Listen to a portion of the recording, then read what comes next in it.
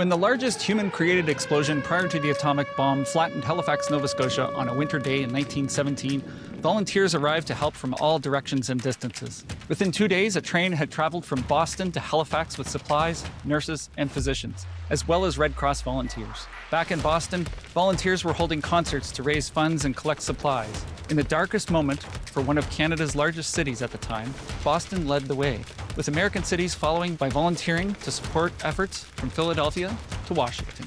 While over 1,600 homes were gone, along with 2,000 residents killed, Halifax would rebuild, and Nova Scotia would be thankful for generations. Decades later, on the darkest day in the United States, several thousand passengers and crew were stranded after all planes were grounded on 9/11. The planes lining the runway had more people than the nearby town. Heidi Sato said, "If you don't care who gets credit, a lot of work will get done." The residents of Gander, Newfoundland stepped up. Volunteers transported, housed, fed, and entertained everyone for the next week until they could safely fly home. As the refugees returned to their planes, they began sharing stories that are now featured in the Broadway play, Come From Away. Back in Boston, the best tree arrives every year for Christmas, specially picked as the best tree available. It is the gift for the people of Massachusetts from Nova Scotians for helping them decades earlier. Volunteers are where legends are made. On this episode, I'm happy to welcome volunteer management strategist Karen Knight as my guest on the Wildfires, Floods, and Chaos Communications podcast. I'm your host, Tim Conrad, and press button.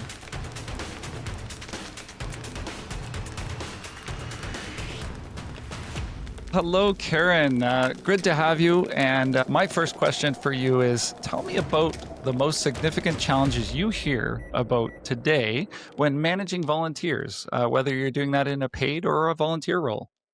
Hey. Hi, Tim. It's nice to be on. Probably the question that comes up the most often is, where do I find more volunteers? People are struggling, especially since COVID. People are wanting to volunteer in different ways. You hear a lot about people saying, oh, people don't want to volunteer anymore.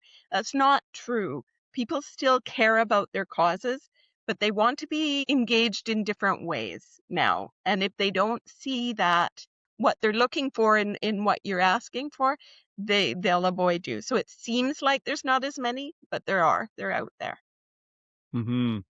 Yeah. And so, I mean, disasters and emergencies are heavily reliant on volunteers here in Canada and throughout much of the world. So what should those managing volunteers during emergencies consider to ensure that they remain healthy during disasters? Because it's challenging for people working any emergency, disaster, or any, for that matter, anything that's really kind of high stress. Right.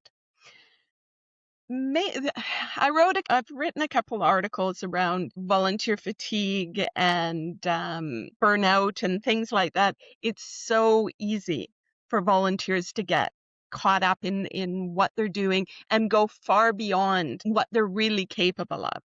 People will push past their limits when they shouldn't.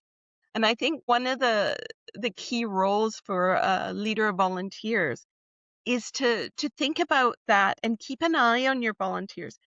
Find out when you see them starting to go beyond their limits, because they'll push through because they don't want to this is important to them, so they want to keep going and going and going. You have to be the one to say, no, you need a break now. It's time for you to go home, come back tomorrow fresh, or sit down, have a drink of water and just relax for 10 minutes, right?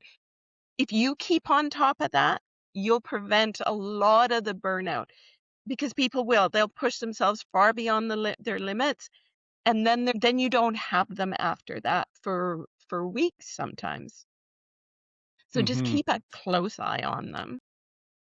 Yeah. And so do you have any suggestions for like how to do that? One of the emergencies I worked at a few years ago, one of the volunteers that was kind of checking in on us like that would come around and they had a bag of treats essentially. So goodies that you could eat. And they were just using that as a gateway to start a conversation. So any thoughts around that? Yeah.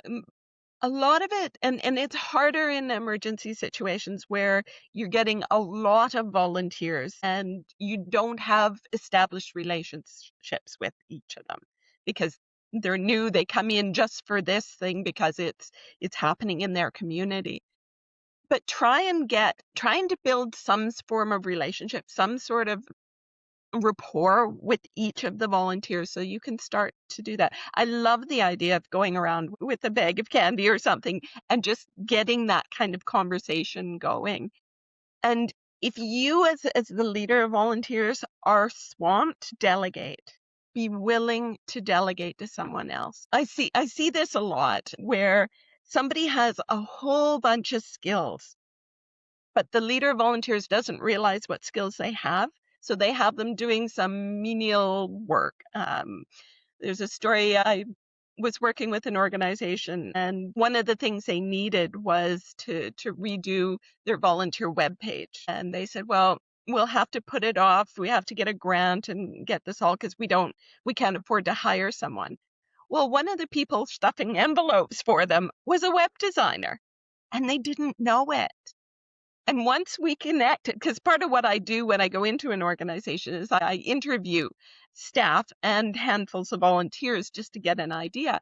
And I found out about this. I said, do you know that they're looking for this? And I said, did you know that you have someone on the team already who's good at this and willing to do it for you? Right? So the better you know your volunteers, the better you can use their skills and take your impact that much further. It's amazing what people don't know about the volunteers on their team. Yeah, that's right. It's sometimes easy to make that assumption about somebody, off of a first impression maybe or something like that this It's person is free this, and labor, not therefore realizing. they can't be very good at anything. Yeah. Right? If they're working for free, they can't be too terribly talented. But this is Yeah. not the case. Not at all, right? It's I a number of years ago, I sat down at an event to recognize volunteers and was sitting across from this fellow and struck up a conversation with him, had a great conversation with him, and learned that he's into fossils and collected crystals and was very creative and all these sorts of things. Ended up he was the volunteer of the year that year. I didn't realize that he was the one being recognized because I was new to that community. And Right. not only that, but he had been the president of a large forestry company. So he was a very talented guy in a lot of ways. And it was just fascinating listening to his path through volunteerism over the years. So you Right. never know. Right. You never know. I know Supreme Court judges who are volunteers. I mean, you don't know what you've got until you build a relationship with people. And like just what you did, just sit down and have a conversation with them. Find out what's going on. I know during crises, everybody's busy and everybody's stretched thin, but you need to rest too. Take that time to just sit and have a conversation with one or two of the others that are resting. Yeah. Yeah, I agree. That's, certainly, I mean, I'm out there, I'm working, I'm a paid worker when I'm out there, but I always take those time to sit down, and I love times sitting with the volunteers and spending time with them. And that is time off for me in those Yeah. moments, just having those conversations with them about whatever is on their mind. Mhm. So, Yeah. yeah.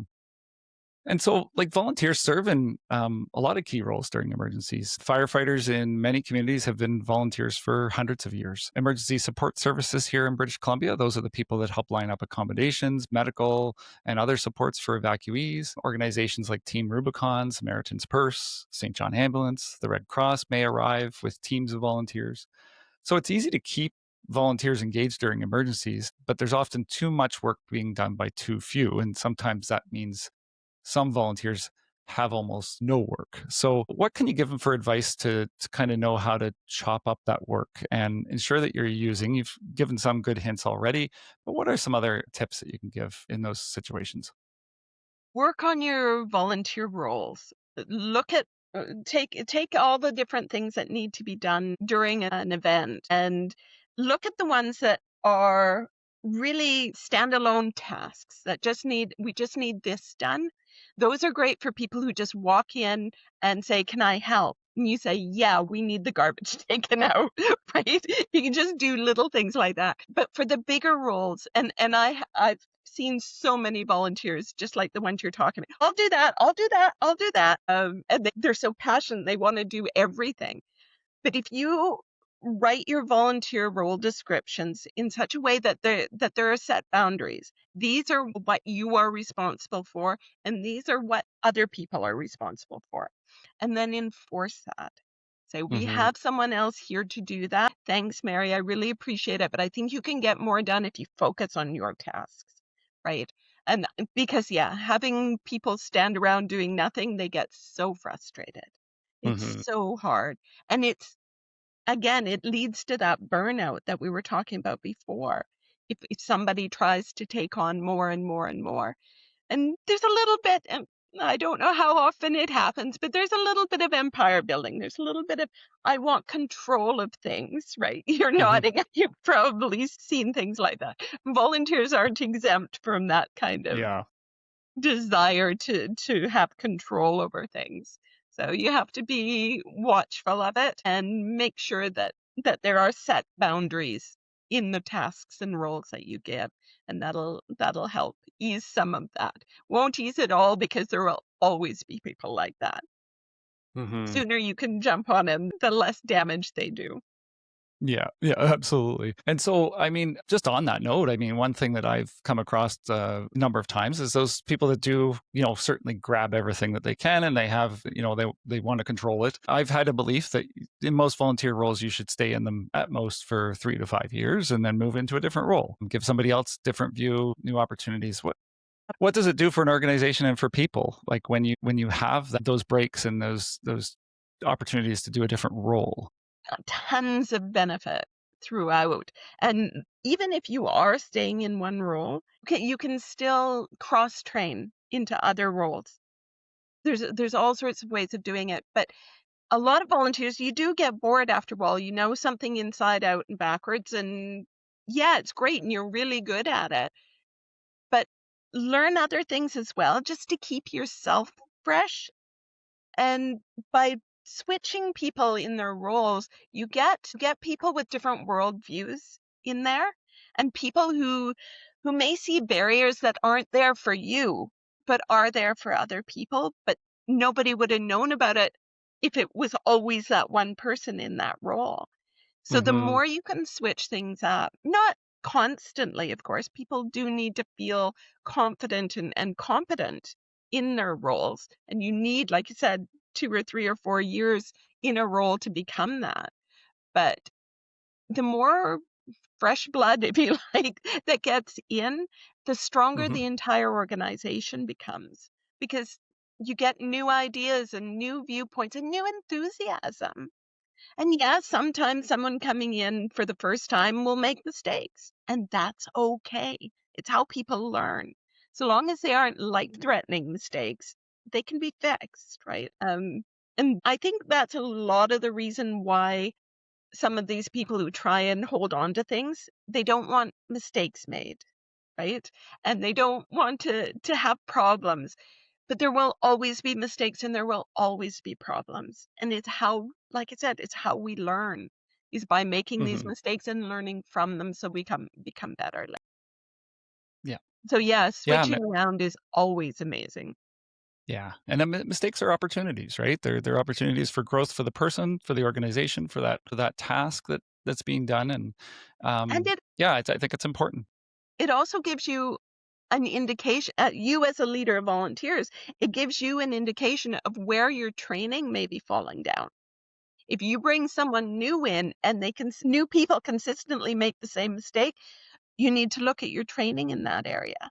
Whereas if you Mm-hmm. keep one person in, you'd never know that, right? Yeah, that's right. Yeah. And I think the biggest mistakes that you can make is staying in a role for 10 or 15 years, because nobody else has had the opportunity to do that role. And Right. then when you go to leave, there's a big gap for them to fill. So you need to have people come through so that there is an opportunity to continue that role and continue that for that organization. I've actually seen nonprofits collapse because of poor volunteer management. I'm sure you've heard of that in your Yes, lots. And I'm often brought on at the verge of collapse, saying, okay, we're having problems. What do we do? And I'm going, God, I wish you brought me in a year or two ago. But yeah. a lot of that too can be resolved, because there's so much knowledge that people keep in their heads. But if you build in succession planning, so somebody's been in this role for 3 years, they've got it aced. Hey, can you mentor someone else? And you don't need to say, because we're going to replace you. You can say, for when you go on holidays, or if you get injured or sick or whatever, we'd have a backup. And you train them because you know this, right? And then it makes them feel good because they still feel like they're important, but Hmm. somebody else has that knowledge too. Yeah. And Yeah. that protects your organization. I really want to thank listeners and viewers out there for sticking with us as we navigated some difficult moments over the last year. Unfortunately, we've lost a bit of our momentum and are looking for a bit of help as we produce episodes. If you could share with someone in emergency services, or public relations, we'd love that.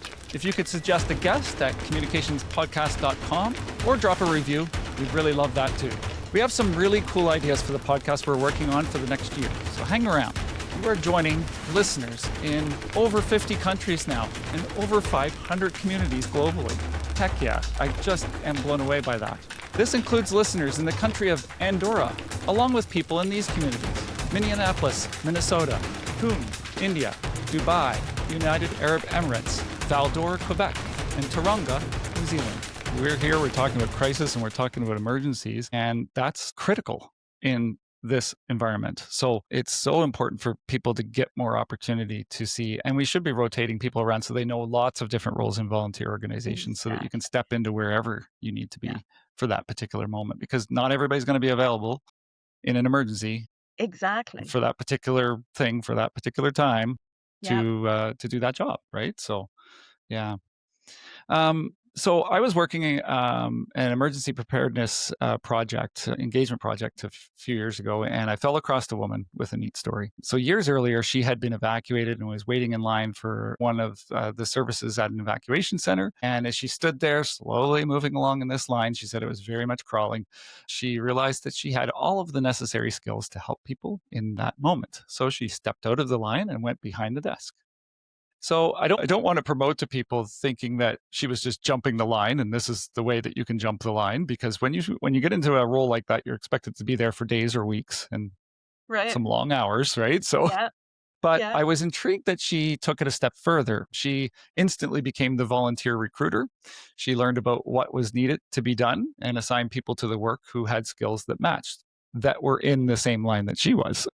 Right. Right. So, and within a short time, there was no lineup. They had cleared the lineup, and the mood in the room had improved from being fairly tense Mhm. to being fairly happy, and people were getting along. So, what kind of lessons People can, felt that they had more yeah, control. right? Yeah, Yeah. they're a part of the part of the process, right? So, what kind of lessons can we learn from this story or others that you may have? Wow. That's a great story. I love that. And it isn't the first time I've heard that. I've heard of people coming to food banks, for example, because they need groceries and things are chaotic or someone didn't show up. So they help and then they end up volunteering long term, right? It's one of the things that I think is most valuable and often forgotten about is the lived experience of volunteers can really make a massive difference. If people really understand where the people that you're serving are from or in at that time, it can make such a difference in how those clients feel because they know that the people helping them are the ones have been in the same situation, right? Yeah, yeah, Bringing in people with lived experience and getting them to help really makes a huge difference in the comfort that the people you're serving have toward what's happening to them. They feel safer if the people that are helping them have been through this themselves. yeah, They yeah, know people aren't just saying, yes, pat you on the head and send you on your way type thing. They've been yeah. there, they've lived it. So if you can find the people who have done it themselves and who are willing to help, and I've found people who have been through that themselves are more willing to help, Hmm. then you have a stronger team. Like you said, the feeling in the room gets better because people feel that the people behind the desk know what's going on. So, obviously, we want to have people like her. She comes in, she joins a team. Those are great you get into the team. But there's other people that, whether an event happens and whether it's an emergency or crisis, they decide to do their own thing. And sometimes they'll get together with other people and do a solo act. And uh, so they're independently going out there and doing stuff that, yes, may be helping, but it's not part of the larger team. So what should we keep in mind with folks that do that? And how can we encourage them to be volunteers, but in the larger group? There were all sorts of news articles about this with the Texas flooding incident a few months back, where people would be going out and searching without knowing that that official searchers weren't in there for a reason, because there was more water coming down and the area was unsafe or whatever. People tend to get really frustrated. They want to help, and they want to help now. So if they know that if they have to go through the official teams, but they need to take a week's worth of training and they have to get all their gear and sign all these waivers and do all this, and it could be a week and a half before they help, they won't bother. They'll go straight out and do things themselves, which ends up in so many cases to be a detriment. They put themselves in danger. They put other people in danger. They add to the number of victims rather than saving things. A lot of organizations feel that there is a need for a lot of training and a lot of hoops to have people jump through before they can help. If at all possible, streamline that to the absolute minimum, because otherwise you will have people going out and doing it themselves, whether that's staying in an evacuation area to protect their own home with a hose, or whether it's going out and searching for people and getting in the way of the people who are trying to do it and have all the knowledge and all the facts at their fingertips. You need to make it as quick as possible to get people out there doing things. If you do need training, like if it is a necessary thing, what else can they do in the meantime while they're taking that training to keep them engaged and make them feel like they're being helpful while still protecting them and getting their training in place? Yeah, you can't expect people who see their neighborhood start to wash away to just sit quietly and say, okay, I'll go through a week's training and then do that. It doesn't work.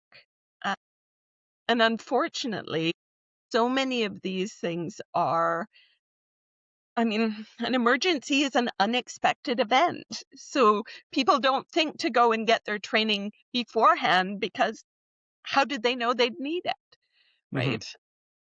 So if you can streamline the hoops or remove as many of the hoops and barriers to getting people out there as quickly as possible, you'll have a lot less problem with people trying to do things themselves and getting in the way. Yeah, that's great advice. I think that's really important, that we do need to look at our organizations and what we're requiring of volunteers before they even do anything. Yeah. Because I've definitely heard of that. I've heard of one organization recently that 2 weeks of training and process and things to go through before you even did anything. And the job was not that complex. I'm like, what do you possibly need to go through for 2 weeks to be able to do this job? Exactly. And so it was quite a bit. So be careful. I often say this as a communicator: don't let the lawyers get too much of a grip on things. You need to function. Yeah. So yes, you need to cover liability, but you need to function, and that's more important, that you function. If you're not functioning, you're creating another liability. Exactly. Yeah. Yeah, Make sure and that that's still happening. so if you've got an emergency and you don't want people going out and searching, well, help get them in there helping hand out food or water or doing other smaller things until they're ready to go out there searching, right? Just have something else to do. Get them involved immediately, even if it's in a background role, just so they feel like they're actually doing something. Yeah, agreed. And just going back to the story I told earlier, I just find it so fascinating how she talked about evacuees becoming volunteers, that much of their stress went away when they weren't sitting there and stewing over what if scenarios. So this is a case where volunteering can reduce stress. It is And you don't always hear that too often. You do in the volunteering sector. It is Right? one of the keys of volunteering. No matter what you do, whatever your volunteering is, it is a huge benefit to people's mental health to help volunteer. If you're volunteering in an area where you have lived experience, it gives you a sense of control. If you're volunteering for a conservation organization, for example, doing that will help reduce eco-anxiety. If you're helping with seniors, that fear of getting older goes away, right? All just helping in whatever way, just helping other people can lower your stress level. Just that. Yeah. It just, Yeah. it's amazing. The research that's been done around the mental health benefits of volunteering. I mean, there's stacks and stacks of studies that prove that this happens every time. Even just small bits, like you don't have to sign up to volunteer at a place for an hour a week for the rest of your life. You help somebody for 10, 15 minutes and all of a sudden you feel better, Yeah. right? It's Yeah. instant. Yeah. And I was reading a study. I'm trying to remember what it's called, and I should have had it written down. It's not only you who gets the benefit of, or it starts off, it's not just the person you're helping who gets the benefit. You get the benefit from that hit of dopamine or whatever that comes out from helping people. But people who see you helping others feel better because of it. I mean, I don't know what the Hmm. medical reason is, but they start to think, maybe the world isn't such a bad place because there are people out there helping others, Yeah. right? And that leads Yeah. them to being more likely to help others themselves. It's Yeah. amazing. Yeah, and that the thing I said earlier about volunteer being stressful is something I hear from people that aren't volunteering. And I've always been a volunteer, and so I've always found it very good for my soul, and it Yes. helps make me feel better. And yeah, there's some ups and downs in it, but I have to say it's been way better than any job I've ever worked. And I've enjoyed, helping out folks and just experiencing what that's like Yeah. firsthand and just being there with it. Yeah, no, I first started volunteering when I was about 11 years old. And my family was never a volunteering family. It wasn't something that was done there. But I was visiting my grandmother in her care home, and the person who called bingo that day couldn't make it. And so everybody was down and everybody was upset because the people who liked bingo didn't want to call it because then they couldn't play. And the That's people right. who didn't like bingo didn't want anything to do with it. So I said, well, all you have to do is just sit here and read these numbers off the balls, right? So I called bingo one afternoon. I was 11 years old. And people were so thankful. And they gave me hugs and kisses and cookies and candy. And I'm thinking, this volunteering thing, this is a good deal. Pretty good And deal. so that just started, it just started me on a lifelong journey of volunteering. So I've volunteered ever That's since awesome. then. Yeah. That's great. I now started volunteering young too, and through as a firefighter, I had a bingo experience. I had to fill in for bingo one time. I was a bit older, and I remember pulling the bingo number out, and I called it wrong the first time. It was a curling rink, and it was full, packed full, and the grumbles I got, I thought I was going to get kicked out of the place for calling the wrong number because of course they're tapping their numbers down and what, and it was like, geez, Oh my God. yeah, but they were still thankful at the end of the night. So. But Yeah, you don't have to be perfect to be a volunteer. no, there's a little bit more give when you can say you're a volunteer. So Yeah. yeah, and so that time as a firefighter, it was really interesting, and I've probably met thousands of people that started as a volunteer, and then eventually that turned into a career of Yeah. some sorts. Lots that I know of have gone on to be emergency responders of some type from firefighting. Can you give other examples of how volunteer roles are in shaping a life path? A lot of students, university, college students, they want those volunteer hours because it looks good on their resume, right? They get experience doing whatever. If they're studying geriatrics and they volunteer in a hospice, or if they volunteer with kids and they're schooling or what, like Hmm. becoming a teacher. All of this helps. But even if it's not something directly related to where your future career is, just the fact that you're out there volunteering looks good, and it grows your network. And the more people you know, the more likely you'll get the job you want, even if it's not in the same area. It's amazing the number of jobs that people have found because they've been volunteering, whether through the network or however. Just the fact that they've been doing it is huge. And a lot of them have done have changed their careers. This is the area I want to go in. So they go and volunteer in that area and they think, no, you know something? I don't think I can do this. Right. So Hmm. you get people reevaluating their career paths too, because they have actual hands-on experience in that area. So it's interesting what it can do. They find, maybe I like doing this better. Maybe I'll switch careers. I've seen that happen over and over again. It's Yeah. neat. It's neat to watch how people's lives change because of volunteering. Yeah. And the fellow I mentioned earlier with the forestry business guy that was Mhm. the volunteer, he sucked me into volunteering, and To it. I helped. Yeah, he did. He didn't give me a right there at that day. I didn't realize it, but he had gotten me. I went over to see him at his house, saw his fossil collection, and while I was there, he sucked me into a role with this building a dinosaur museum. But that here's a crazy career path for you. Eventually, I ended up helping to host media and celebrities that came to help build this museum, and one of them was Dan Aykroyd.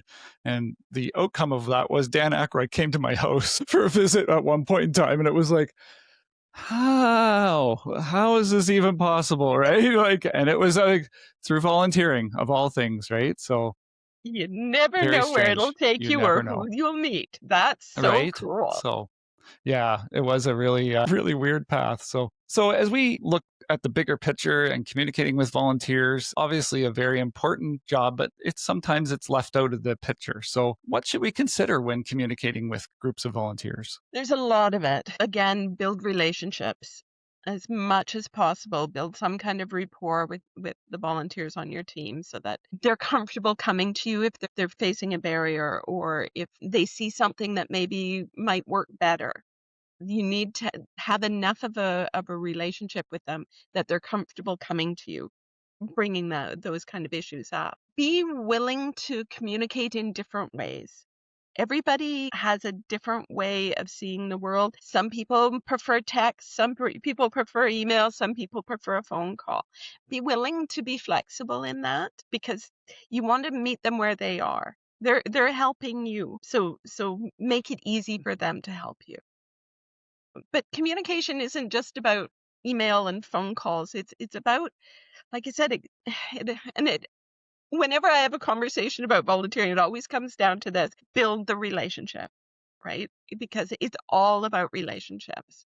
It's all about making sure the person who's helping you feels comfortable, feels strong, feels capable, and then they'll give you everything they've got. But you have to have that relationship.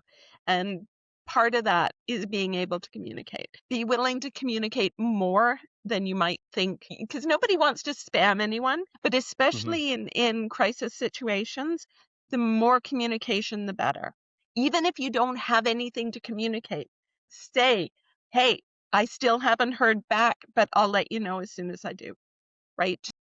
Stay in touch all the time, because if they don't hear, they're starting to wonder if something's going on that they don't know about, and is it bad, right? So just be willing to communicate, to over communicate, and even communicate when you don't have anything to say particularly. Yeah. And I'll just add, like, we work in my business in audience groups. And so the audience group of your volunteers and any subsets below those is a really important audience group to always keep in mind. And reaching them is more challenging in different situations like emergencies. So that sometimes they're not out there and you can't email them and maybe can't even phone them. So you have to think about creative ways to reach them. But keep in mind too that volunteers are on the front line. So they typically are in roles where the public is coming up to them. So keeping them informed keeps the public informed. So it's a double duty there when you are ensuring that good information gets to them. So yeah, that was good information, Karen.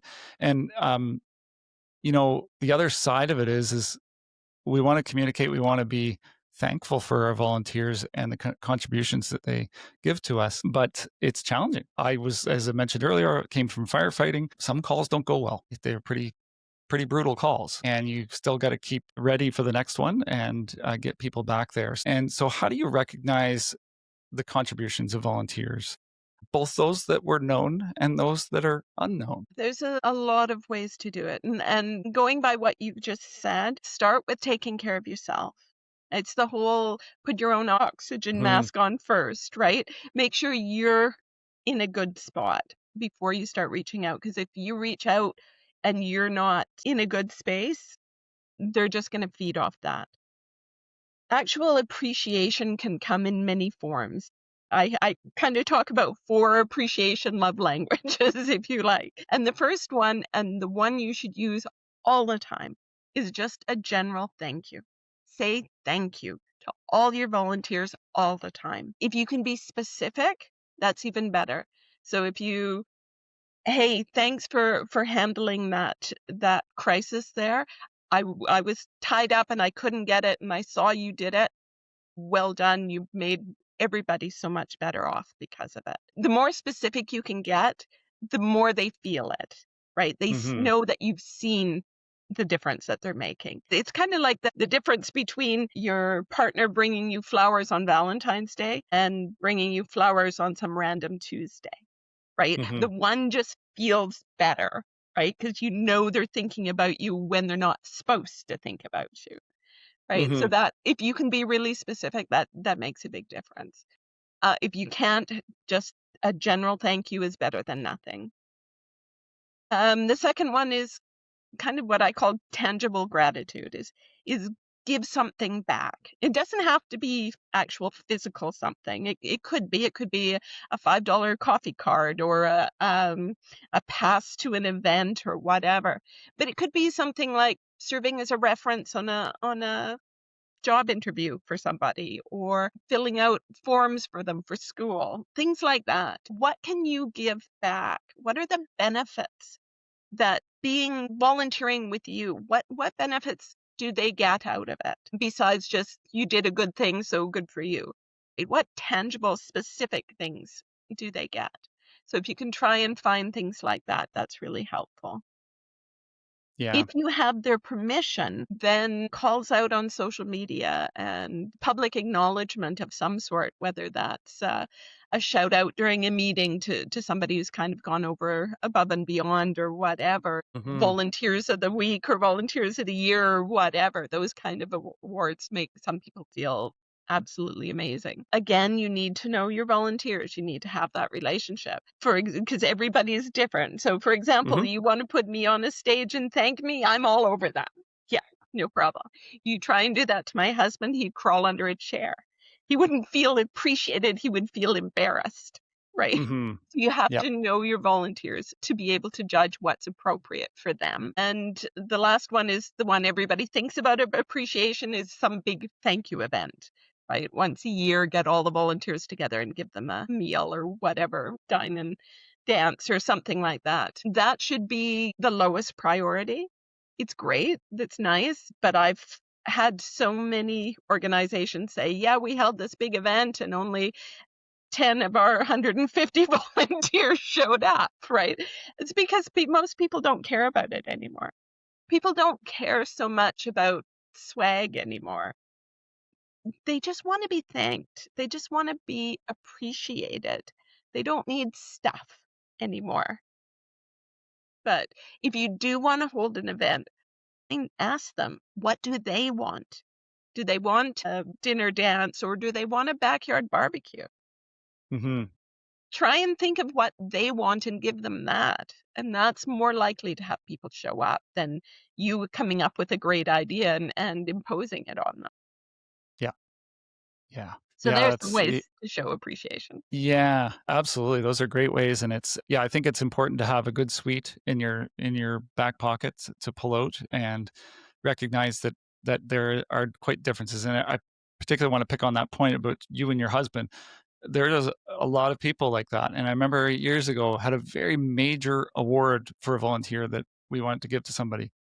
And they wanted nothing to do with coming to the award ceremony. And it was a real hard thing for my boss to accept that because it was a big award for our organization and they wanted to have stage time for it. But this person that was just not the spot for them. And so I found out that there was like, what would you like? And they said, I would like if we could just have a meal with my coworkers and talk about what I did. Right. And so that was kind of cool, right? So they were Yeah. passing along a little bit more about who they were and what their background was and trying to get other people involved. So, Yeah. And you who would have thought wouldn't of have that? known it if you hadn't had the relationship and had the connection with them, right? What is one book, documentary, or resource that you can recommend for those learning about crisis or emergency management? And I'll add volunteer management on there if you want to put something on. Okay. If we focus on crisis management and things like that, there's a TED Talk that I like. It's just a really short one. It's under 5 minutes by Amy C. Edmondson called How to Lead in a Crisis. Basic practical tips and ideas that really make a difference. So that's one. If you want something on volunteer management for this kind of thing, probably the book I'd recommend the most is From the Top Down, Susan J. Ellis. And it's from managing volunteers from a senior level, like what's important to have in place to make sure that volunteers are engaged effectively and appropriately. So those would be my two for that. Great, thank you. And so what advice would you give information officers or communicators managing crisis or emergencies that would help them to do their job better? We covered this in more detail a bit earlier, but streamline things. If you want people to volunteer, make it easy for them. Do things ahead of time if you can. Plan everything out. Don't try and do things ad hoc, but streamline things. Make it as easy as possible for people to come and help right away. Have micro tasks to get people involved set aside, things that don't require training or hoops or police checks or any of that. And how do you maintain your mental well-being during the most intense moments? When we talk moments, it isn't really an issue. I am so into the moment that everything else goes by the wayside and I'm just focused right in. When those moments stretch into hours, then I'm someone who takes a walk in the bush or gets away from people. I'm a bit of an introvert. People don't always believe that because I'm very social, but I am an introvert and I need my alone time. So that's what I do is I just get by myself for a bit and try and bring myself down, deep breathing or being in nature or whatever, just to try and slow things down for myself. And I find it really refreshes me so that when I come back, I'm back top of my game. Great advice. Well, Karen, it's been lovely having you here today to talk about volunteers and volunteer management. Really insightful and good information. We've had some great chats over the years, and certainly people can reach out to you. Your contact information will be there. I'd like to thank you very much for joining me on the Wildfires, Floods, and Chaos Communications podcast, Karen. Thank you so much. It's a pleasure to be here. And we are done. Thank you to Karen Knight for joining me. And here's where you can find out some of those things that she talked about. Head over to communicationspodcast.com for everything. This includes guest information and links, transcripts, images, and show notes, video and audio versions of the podcast, And you can send us reviews and guest ideas. Look, I really appreciate it. I said earlier, it's been a bit of a rough year this past year. So the podcast had to be parked for a bit while we dealt with other things and kept the business rolling. So if you like this episode, you'll want to be tuned in for an upcoming episode with 3 volunteer chiefs from the same fire department that have nearly 150 years of experience just between the 3 of them. So thank you for joining the Wildfires, Floods, and Chaos Communications podcast, a production of Butterfly Effect Communications. We are masters of doom and gloom, bringing calm to chaos. Goodbye. Hear me later.